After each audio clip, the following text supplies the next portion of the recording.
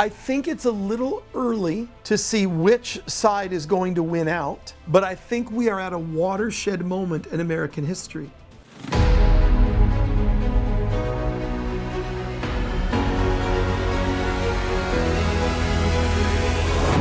Hi, welcome to this week's edition of the Israel Frontline Update. I'm Bishop Robert Stearns. Glad that you've tuned in. I'm going to go directly today, just because of when this is being recorded, to an event that has profoundly shocked America and the world, and that is the assassination of Charlie Kirk. At first glance, it might seem like, well, why are we deliberately connecting this horrible event to the question of what's happening in Israel on the front lines?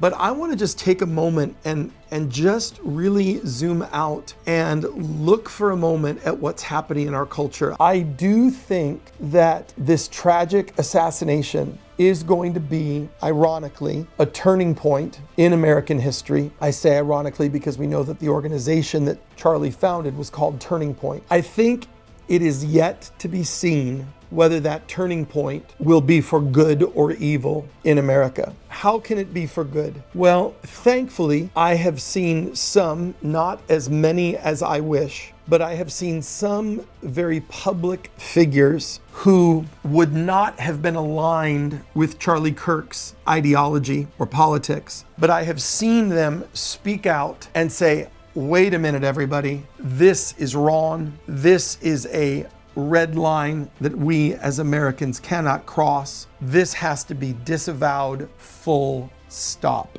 And I have seen significant cultural voices who would be more left-leaning making that kind of a statement. And that is a thread of hope. On the other hand, I have been dismayed and shocked, and to be honest, I am simultaneously numbed and terrified at, number one, some leading cultural voices. I'm looking at you, Ilhan Omar, whose statements, in my opinion, have been chilling.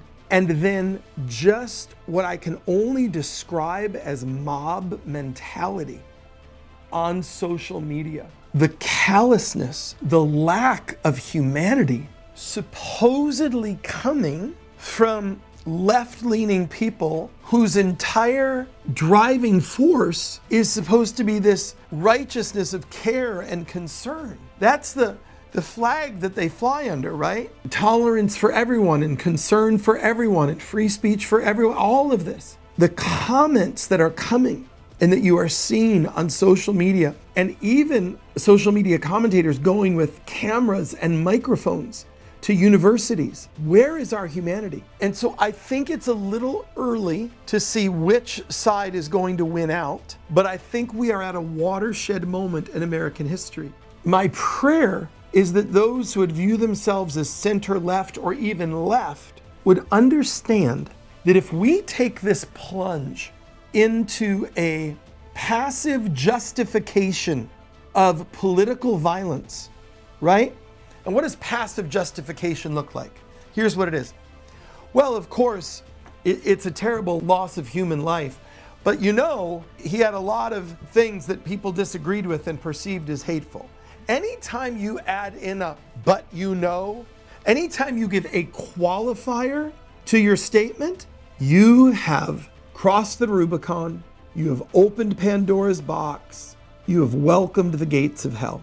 Because I want to assure you, America, there are enough crazies on the left and on the right that if America countenances with couched language, well, of course it's terrible that he lost his life, but if there is that subtle inference that this should be somehow understood or somehow contextualized, game over.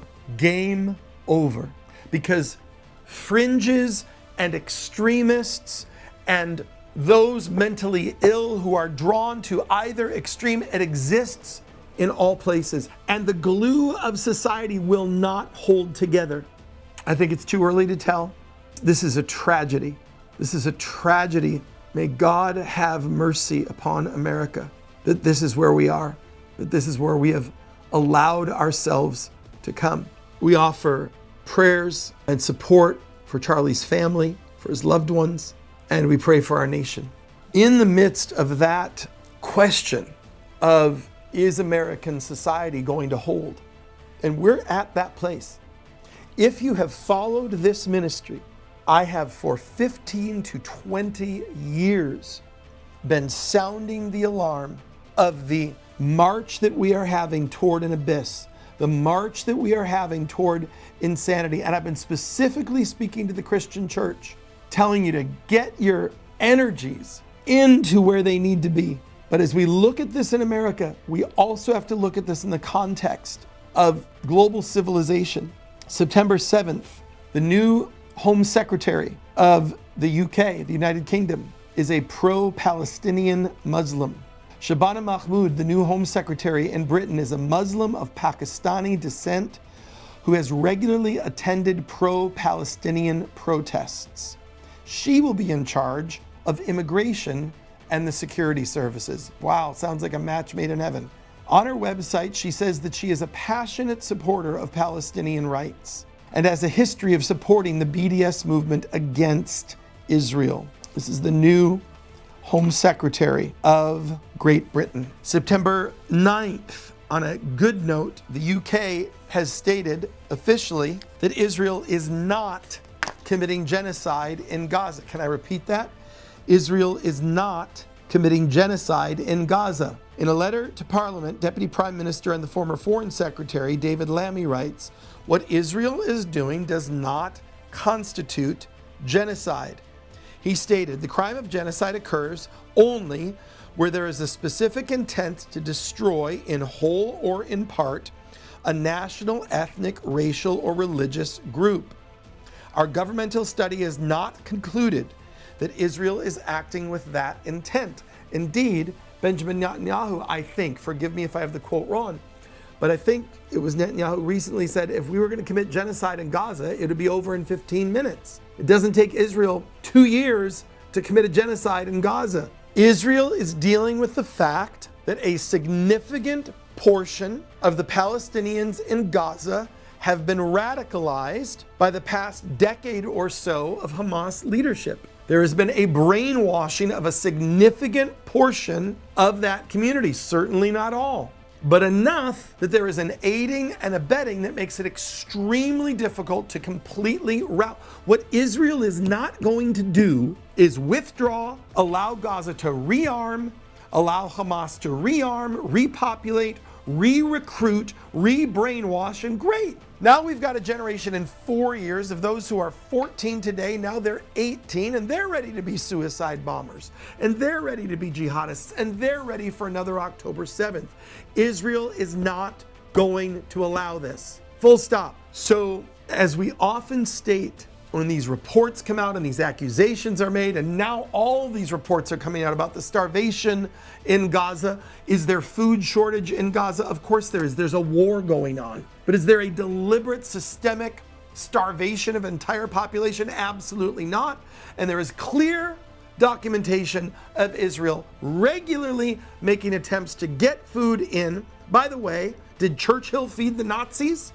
September the 5th. Hundreds of academic leaders call on the International Association of Genocide Scholars to retract their declaration regarding Gaza. Over 200 scholars signed a letter charging the association with critical errors in its resolution, including failing to consider the role Hamas played in the deaths in Gaza. Folks, the primary war that is going on is a war of propaganda. It is a war of throwing out a headline with an accompanying photo that elicits an emotional response and tries to get you to quickly pass judgment on a situation that respectfully you probably know almost nothing about.